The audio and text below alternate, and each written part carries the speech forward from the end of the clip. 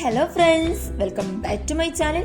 ഇന്ന് നമ്മൾ ഉണ്ടാക്കാൻ പോകുന്നത് ഒരു ഹോം മെയ്ഡ് ആയിട്ടുള്ള ഫോണ്ടന്റിൻ്റെ റെസിപ്പിയാണ്.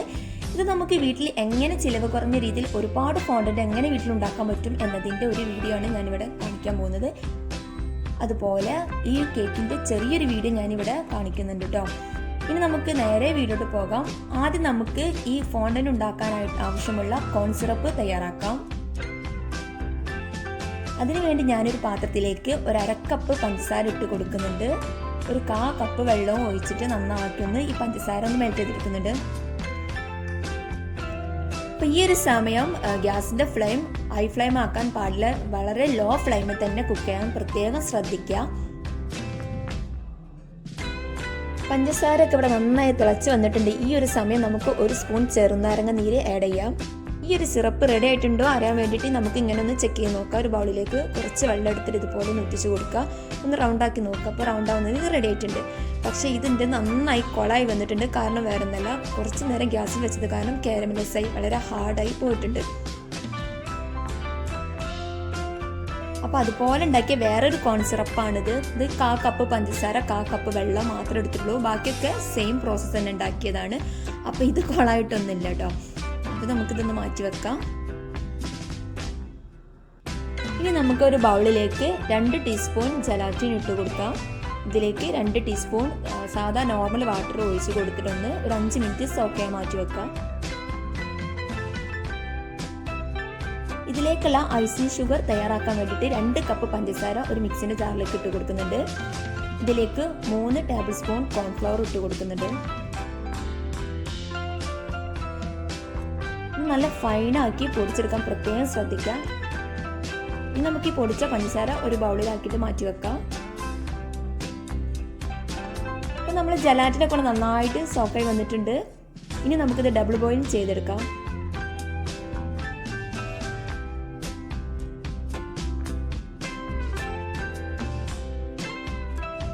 നമ്മളെ ജലാറ്റിനെ കൊണ്ട് നന്നായി മെൽറ്റായി വന്നിട്ടുണ്ട്. ഈ ഒരു ടൈമിൽ നമ്മൾ ഉണ്ടാക്കി വെച്ച ആ കോൺ സിറപ്പ് കപ്പ് ഒന്ന് ഒഴിച്ച് കൊടുക്കാം.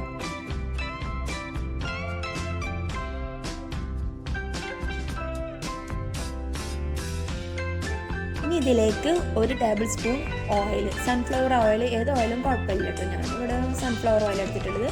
ഒരു 1/2 ടീസ്പൂൺ വാനില എസൻസ്. ഇതെല്ലാം കൂടെ നന്നായിട്ട് മിക്സ് ചെയ്യാം.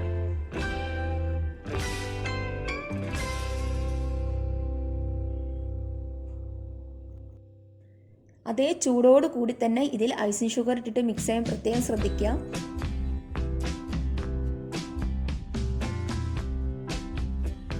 നന്നാക്കി കൈകൊണ്ട് ഇതുപോലെ നന്നാക്കി ഒന്ന് കുഴച്ചെടുത്ത് നല്ല സോഫ്റ്റ് ആയിട്ട് തന്നെ കുഴച്ചെടുക്കുക. ഇനി നന്നാക്കി കുഴച്ചതിന് ശേഷം ഒരു കവറിൽ നന്നായിട്ട് കെട്ടി വെക്കുക. ഒട്ടും എയർ കടക്കാൻ പാടില്ല. കവറിൽ നല്ലതുപോലെ കെട്ടി വെച്ചതിന് ശേഷം ഒരു എയർ ടൈറ്റ് ആയിട്ടുള്ള ഒരു ബോക്സിൽ അടച്ചു വെക്കുക. ഒരു 6-7 മണിക്കൂർ ഇത് പുറത്ത് വെക്കണം. ഫ്രിഡ്ജിലല്ല, പുറത്ത് വെക്കാൻ ശ്രദ്ധിക്കുക.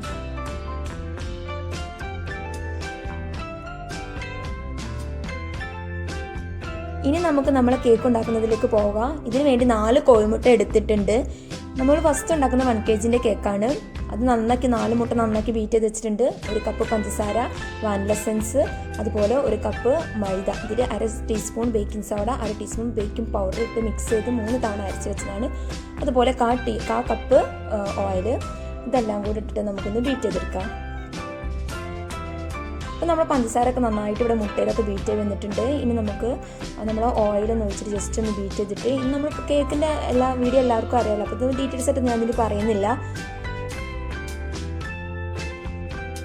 ഇനി ഇതിലേക്ക് മൈദ ഇട്ടിട്ട് കുറേശ്ശായിട്ട് ഫോൾഡ് ചെയ്തെടുക്കുക. കേക്കിൻ്റെ ഡീറ്റെയിൽ ആയിട്ടുള്ള വീഡിയോ ഇതിന് മുന്നേ ഞാൻ ചെയ്തിട്ടുണ്ട്. കാണാത്തവരുണ്ടെങ്കിൽ ഒന്ന് കാണാം. ഇതിൽ ഞാൻ ഡീറ്റെയിൽ ആയിട്ടൊന്നും പറയുന്നില്ല, വീഡിയോ ഒത്തിരി ലെങ്താവും, അതുകൊണ്ടാണ്. ഇനി ഇതുപോലത്തെ ഒരു പാത്രത്തിലേക്ക് ഒഴിച്ച് കൊടുക്കാം. നമ്മളെ മുട്ടക്കേക്കൊക്കെ ഉണ്ടാക്കില്ല നമ്മുടെ വീട്ടിൽ ആ ഒരു കേക്ക് ടിന്ന് മതി. ഇപ്പം നമുക്ക് കേക്ക് ഉണ്ടാക്കാൻ സൂപ്പറായിട്ട് വരും കേക്ക്.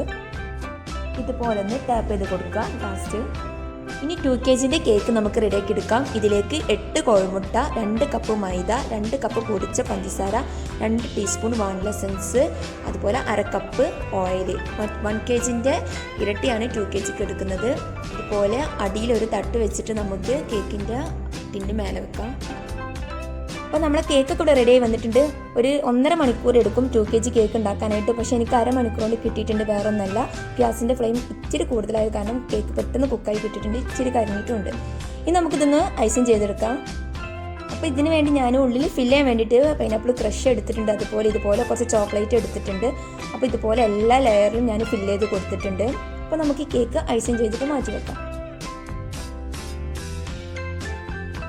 അപ്പോൾ നമ്മൾ ഫോണ്ടൻറ്റ് ഇതുപോലെ ഒരു 6-7 മണിക്കൂർ കഴിഞ്ഞ് ഞാൻ എടുത്തതിന് ശേഷം ആ ഫോണ്ടൻറ്റ് നല്ല റെഡി ആയി വന്നിട്ടുണ്ട്, നല്ല സോഫ്റ്റൊക്കെ ആയി വന്നിട്ടുണ്ട്.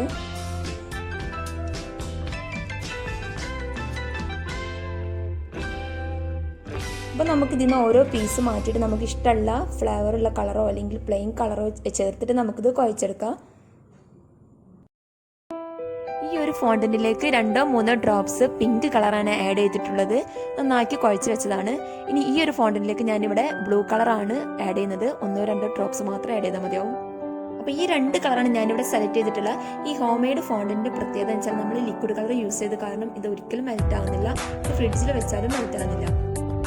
ഇനി നമുക്ക് ഷൂവിൻ്റെ കുറച്ച് ഷേപ്പൊക്കെ ഒന്ന് കട്ട് ചെയ്തെടുക്കാം. ഇത് ഞാൻ നോട്ടിൻ്റെ ചട്ടയിൽ വെച്ചിട്ട് കട്ട് ചെയ്തെടുത്തതാണ്.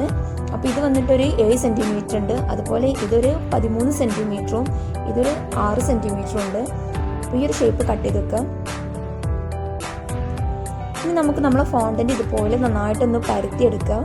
അപ്പോൾ നമ്മൾ നേരത്തെ കട്ട് ചെയ്ത് വെച്ചിട്ടുള്ള ആ ഷേപ്പൊക്കെ ഉണ്ടല്ലോ, അത് ഇതിൽ വെച്ചിട്ട് ഇതുപോലെ ഒന്ന് കത്തി വെച്ചിട്ടൊന്ന് കട്ട് ചെയ്തെടുക്കാം. അപ്പോൾ നമ്മൾ കട്ട് ചെയ്തതിന് ശേഷം അതിൻ്റെ സൈഡൊക്കെ ഒന്ന് കൈ വെച്ചിട്ട് തന്നെ നന്നാക്കി ഒന്ന് പ്രസ് ചെയ്തിട്ടൊന്ന് ഷേപ്പ് ചെയ്തെടുക്കുക. ഇനി ഇതിലേക്ക് വേണ്ട റൗണ്ട്, അതായത് ഞാൻ ഡെക്കറേഷൻ ഇങ്ങനെ റൗണ്ട് ഷേപ്പിൽ എടുക്കുന്നുണ്ട്. അത് ഇത് നമ്മളെ കേക്കിൻ്റെ നോസിലൊക്കെ ഉണ്ടല്ലോ, നമ്മൾ ഐസിങ് ചെയ്യുന്ന നോസിൻ്റെ ബാക്ക് ഭാഗം വെച്ചിട്ടാണ് ഞാൻ ചെറിയ റൗണ്ടും വലിയ റൗണ്ടൊക്കെ എടുത്തിട്ടുള്ളത്. ഇനി ഇതിലേക്ക് നമുക്കൊരു ബ്രഷ് വേണം. അതുപോലെ ഫോണ്ടൻറ്റ് ഇവിടെ റോൾ ചെയ്ത് വെച്ചത് കണ്ടിട്ടില്ല, അത് നമുക്ക് കേക്കിൻ്റെ താഴെ ഡെക്കറേഷൻ ചെയ്യാനുള്ളതാണ്. ഇതിലേക്ക് ബോ ഉണ്ടാക്കി വെച്ചിട്ടുണ്ട്. അപ്പോൾ ഇതുപോലെ ഈ ഒരു ഷൂവിൻ്റെ അടിഭാഗം കട്ട് ചെയ്ത ആ ഫോണ്ടൻ്റ് ഉള്ള അതിൽ ബ്രഷ് ഉപയോഗിച്ചിട്ട് വെള്ളം അപ്ലൈ ചെയ്തിട്ട് ഇതുപോലെ ലൈസ വെച്ച് കൊടുക്കുക. അതിന് ബാക്കി വന്ന ഭാഗം കട്ട് ചെയ്ത് ഒഴിവാക്കുക. അപ്പോൾ ഷൂ ഒക്കെ റെഡി വന്നിട്ടുണ്ട്. നമ്മളെ കേക്ക് അതുപോലെ ഞാൻ സെറ്റ് ആക്കാൻ പോവാണ്. അപ്പോൾ ഷൂവിൻ്റെ കംപ്ലീറ്റ് വീഡിയോ അതുപോലെ കേക്ക് ഡെക്കറേഷൻ്റെ വീഡിയോ ഒന്നും എടുത്തിട്ടില്ല, കാരണം വീഡിയോ ഒത്തിരി ലെങ്ത് ആവും. നമ്മൾ ഫോണ്ടൻ്റാണ് മെയിനായിട്ട് ഇവിടെ കാണിക്കുന്നത്. അപ്പോൾ എൻ്റെ മോൻ്റെ ബർത്ത്ഡേ ആണ് കേട്ടോ. അപ്പോൾ എല്ലാവരും ഒന്ന് അവന് വേണ്ടി ലൈക്ക് ചെയ്യുക. कंजूस है पूरा मक्खी चूस है।